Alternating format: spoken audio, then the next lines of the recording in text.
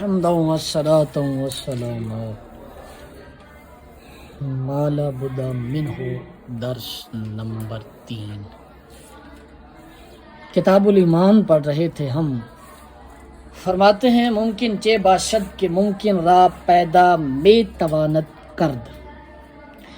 ممکن کیا ہے، ممکن کون ہے کہ دوسرے ممکن کو پیدا کر سکے، دوسرے ممکن کو پیدا کر سکے، ممکن کون پیدا کر سکے۔ یہ تخلیق صرف اللہ عز و جل کی صفت ہے۔ باقی جتنے خالق ہیں جو آگے چیزیں بنائی جاتی ہیں انسان کے ہاتھ سے، وہ جو ہے نا وہ بس ایک عارضی یا ایک جو ہے وہ عطائی کہہ لیں، اس کو تخلیق ہے کہ جیسے دنیا کی ایجادات یہ سب کو، یہ ساری جو ہے وہ محض ایک کہہ لیں بھائی عطائی ہیں چیزیں۔ حقیقی خالق سب چیزوں کا پیچھے اللہ عز و جل ہے۔ ممکنات با تمامات چے جوہر و چے عرض و چے افعال اختیاریہ بندگاں ہما مخلوق او تعالی اند۔ فرما رہے ہیں کہ جتنے بھی ممکنات ہیں، چاہے یہ منطقی اصطلاحات استعمال کی ہیں، چاہے جوہر ہو، جسم ہو، چاہے رنگ ہو، ٹھیک ہے، چاہے بندوں کے افعال اختیاریہ ہوں۔ افعال اختیاریہ کیا؟ جو وہ افعال جن میں بندوں کو اختیار دیا جاتا ہے، چاہے تو آپ کھائیں چاہے تو آپ نہ کھائیں، چاہے تو آپ پئیں چاہے تو آپ نہ پئیں، چاہے تو آپ نماز پڑھیں چاہے تو آپ نہ پڑھیں، ان میں بندوں کو اختیاریت افعال اختیاریہ جو ہیں تمام اللہ تعالیٰ کی، یہ افعال جو ہیں اللہ تعالیٰ کی تمام مخلوق ہے۔ اسباب و وسائط را رو پوش فعل خود ساختہ است۔ اسباب اور وسائط کو، اسباب سبب کی جمع، وسائط واسطہ کی جمع کو رو پوش فعل خود ساختہ است، اپنے فعل کا روپوش بنایا ہے۔ روپوش یعنی کہ نقاب بنایا ہے، اپنے فعل کے لیے ایک واسطہ بنایا ہے۔ اسباب اور وسائط کو اپنے فعل کے لیے روپوش بنایا، یعنی کہ اس کا فعل اسباب اور وسائط کے نقاب میں چھپا ہوا ہے کہ ظاہر طور پر ہم دیکھتے ہیں، بظاہر ہم دیکھتے ہیں کہ بندہ جا رہا تھا، حادثہ ہوا، مر گیا، یہ واسطہ، یہ وسیلہ، یہ سبب ہے، لیکن اس کے پیچھے حقیقی فعل اللہ تعالیٰ کا ہے۔ یہ جو حادثہ ہو جانا اس کے لیے، اس کی موت کے لیے جو سبب بنا ہے، یہی وہ نقاب ہے۔ بلکہ دلیل بر ثبوت فعل خود کردہ، بلکہ صرف روپوش ہی نہیں بنایا بلکہ اپنے فعل کے ثبوت پر دلیل کیا ہے۔ اپنے فعل کے ثبوت پر دلیل کیا ہے۔ کس کو دلیل کیا؟ اسباب اور وسائط کو۔ چنانچہ اوکلا از حرکت جمادات با محرک پے میں برند۔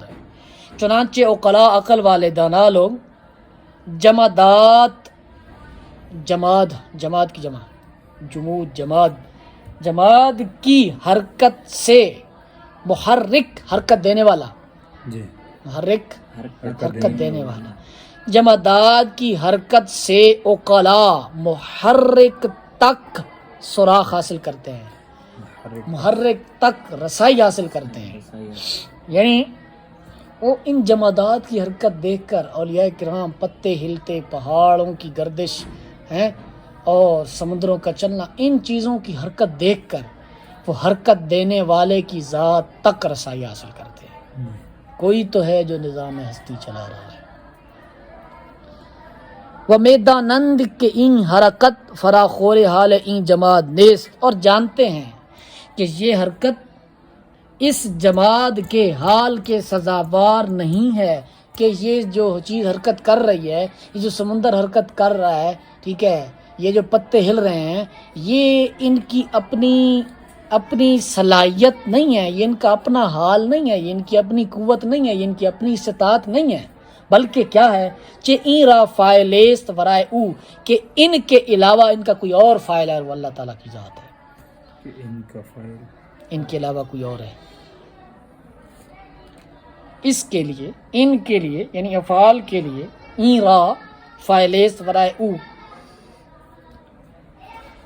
ہم چنی آ اوقلا کے بصیرت شاں بقول شریعت مقتحل شدہ. اسی طرح وہ اوقلا کے جن کی بصیرت شریعت کے سرمے سے مقتحل شدہ ہو، شریعت کے سرمے سے سرما لگائی گئی ہو. شریعت کے سرمے سے سرما لگائی گئی ہو. میدانند کہ ممکن را، ممکن اس کی عبارت کی میں نے تصحیح کروائی تھی آپ کو. میدانند کے ممکن، ممکن دیگر را پیدا میں نمے توانت کر.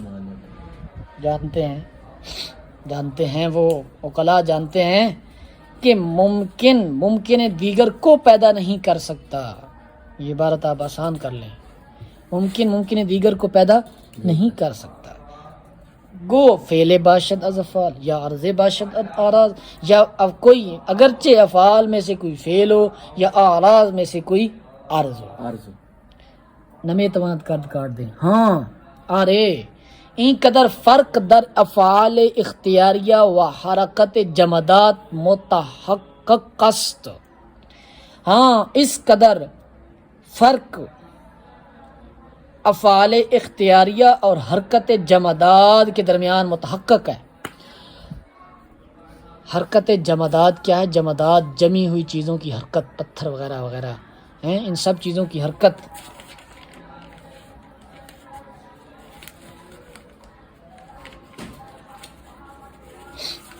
اور جہاں بھی حرکت جمادات کہہ رہے ہیں، ادھر سے مراد حرکت اضطراری ہے. اور افعال اختیاریہ و حرکت، یعنی دیکھیں اب ہم نے ایک پتھر کو حرکت دی تو اس میں حرکت کی صلاحیت نہیں تھی، جی ہم نے اس کو مجبور کیا حرکت کرنے پر. جی ٹھیک ہے، اس کو ایسا ہم نے اس کو ایسے طریقے سے اس کے ساتھ وہ کیا، اس کو چھیڑا کہ وہ حرکت پر مجبور ہو گیا. ایک یہ حرکت ہے، اس کو جمادات کی حرکت کہتے ہیں، اس کو حرکت اضطراری بھی کہتے ہیں. اور ایک افعال اختیاریہ ہے بندوں کا، کہ چاہے تو میں ہاتھ ہلاؤں چاہے تو میں نہ ہلاؤں، چاہے تو میں کھانا کھاؤں نہ کھاؤں، چاہے تو میں نماز پڑھوں نہ پڑھوں.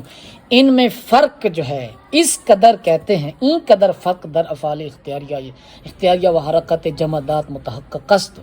اس قدر فرق افعال اختیاریہ اور حرکت جمادات میں متحقق ہے. وہ ایمان بداں واجب، اور اس پر ایمان واجب ہے.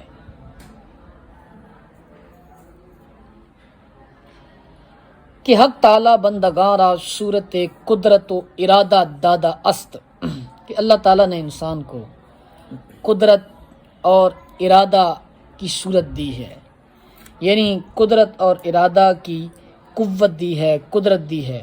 ایسا نہیں ہے کہ انسان مقید محض ہے، انسان جو ہے وہ اللہ اپنے ارادے کے علاوہ کچھ نہیں کر سکتا، نہ، بلکہ انسان کو بہت سے معاملات میں اختیار دیا گیا ہے. وعادت اللہ بداں جاریست، وعادت اللہ بداں جاریست کہ ہر گاہ بندہ قصد فعل کند حق تعالیٰ آن فعل پیدا کند. اور اللہ تعالیٰ کی عادت اسی پر جاری ہے کہ جب کبھی بندہ کسی فعل کا قصد کرتا ہے اللہ تعالیٰ اس فعل کو پیدا کر دیتا ہے.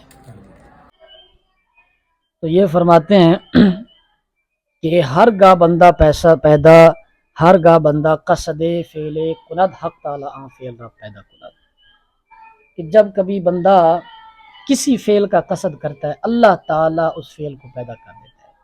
وب وجود آرد، اور وجود لاتا ہے اس فعل کا، بنا برہمی صورت ارادہ و قدرت بندہ را قاسب گویند. اسی قدرت اور ارادہ کی بنا پر بندے کو قاسب کہا جاتا ہے. و مدح و ذم و ثواب و عذاب برا مترتب است. مدح تعریف، ذم مذمت، ثواب عذاب، اور مدح ذم و ثواب و عذاب اسی پر مترتب ہیں، یعنی اسی فعل پر مترتب ہے، جیسا وہ فعل کرتا ہے اسی پر سزا، اسی پر جزا، اسی پر تعریف، اسی پر مذمت ہوتی ہے. انکار فرق درمیان حرکت جماد و حرکت حیوان کفر است. حرکت جماد کی حرکت اور حیوان کی حرکت کے درمیان فرق کا انکار یہ کفر ہے. کیوں کفر ہے؟ کہ اگر انسان اپنے آپ کو، جاندار کو، اپنے آپ کو، انسان کو پتھروں کی طرح مانے کہ بھئی جیسے پتھر کسی کے حرکت پر موقوف ہے، اسی طرح ہم بھی کسی کے حکم کے ایسے پابند ہیں کہ ہم کوئی اور کام کر ہی نہیں سکتے. یہ کفر ہے. اس طرح سے شریعت ساری گئی. پھر وہ خلاف شرع و خلاف بداحت عقل، اور عقل کی بداحت، بداحت مانا آغاز، اور ابتدائی عقل کے بھی مخالف ہے. یعنی کہ صرف شرعی لحاظ سے نہیں بلکہ عقلی، فلسفی، سائنسی لحاظ سے بھی یہ بات ثابت ہے کہ انسان جو ہے وہ محض جو ہے وہ مقید نہیں ہے. وغیر خدا را خالق کے چیزیں از اشیاء دانستن ہم کو پلس، اور اشیاء میں سے کسی چیز کا خالق غیر خدا کو جاننا، غیر اللہ کو جاننا بھی کفر ہے. لہذا پیغمبر صلی اللہ علیہ وسلم قدریہ را مجوس امت گفتہ. لہذا حضور صلی اللہ علیہ وسلم نے قدریہ ایک فرقہ ہے، معتزلہ کا یہ فرقہ ہے جن کا عقیدہ یہ ہے کہ انسان اپنے کاروبار میں مستقل قدرت کا مالک ہے، انسان اپنے افعال کا خود خالق ہے. انسان خود خالق ہے، ٹھیک ہے، انسان خود جو مرضیہ کرے، انسان جو سبب اور واسطہ اور وسیلہ بناتا ہے اسی کے مطابق وہ نتیجہ لے آتا ہے، پیچھے کوئی تقدیر نہیں ہے. ٹھیک ہے، یہ ایک فرقہ ہے. حضور صلی اللہ علیہ وسلم نے اس فرقے کو اس امت کا مجوس کہا ہے. وہ تعالیٰ در ہیچ چیز حلول نہ کند، وہ اللہ تعالیٰ، وہ ذات پاک کسی میں حلول نہیں کرتا جیسے آج کل کے جاہل صوفی کہتے ہیں، جیسے یہ جماعت اسلامی والے ہیں وغیرہ وغیرہ. اللہ بھائی اس میں آیا ہوا ہے. معاذ اللہ. اولیاء میں جو صفات الہی آتی ہیں وہ ماذ رب الجلال کی جو ہے وہ مظہر ہوتی ہیں، تجلی ہوتی ہیں. جیسے خواجہ معین الدین فرماتے ہیں گنج بخش فیض عالم مظہر نور خدا، نور خدا کا مظہر ہیں. ایسا نہیں ہے کہ جو بندہ فنا فی اللہ ہو جاتا ہے اللہ اس میں آ جاتا ہے، نہ کفر ہے. چیزیں در وے تعالی حال نہ بود، اور کوئی چیز اللہ تعالیٰ میں حلول نہیں کرتی، یعنی کہ کوئی چیز اللہ تعالیٰ میں حلول کر جائے. فَأُو تعالیٰ محیط اشیاس احاطہ ذاتی، اور اللہ تعالیٰ جو ہے احاطہ ذاتی کے ساتھ تمام اشیاء کو محیط ہے. دیکھو ہم اگر کسی چیز کا احاطہ کر لیتے ہیں تو احاطہ ذاتی نہیں ہوتا. ٹھیک ہے، اللہ تعالیٰ اپنے ذاتی شان کے ساتھ، اپنے ذاتی احاطہ کے ساتھ ہر چیز کو محیط ہے. وقرب و معیت با اشیاء دارد، اور اشیاء کے ساتھ قرب، ساتھ ہونا. ٹھیک ہے، قرب قریب ہونا اور معیت ساتھ ہونا، اشیاء کے ساتھ قرب و معیت رکھتا ہے. ٹھیک ہے، اور کیسا قریب ہے ہمارے، نحن اقرب الیہ من حبل الورید، ہم اس کی شارک سے بھی زیادہ قریب ہے. اب اس کا لفظی معنی نہ لیں گے ادھر بھی اللہ ہمارے قریب ہے، ادھر نہ ادھر ہی ہے، ایسا نہیں. وہ کیسا قریب ہے یہ اس کی شان ہے، یہ وہی جانتا ہے. اس کو کہیں اور نہ یہ کہہ سکتے ہیں وہ اوپر ہے، آسمانوں پر ہے،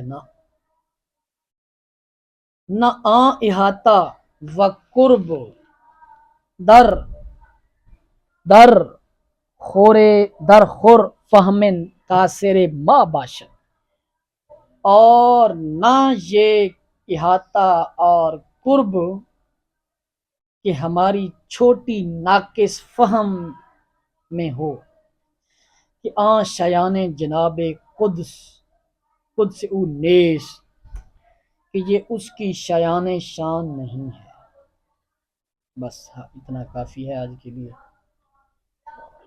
هذا هو المرام، والله اعلم حقیقت الکلام.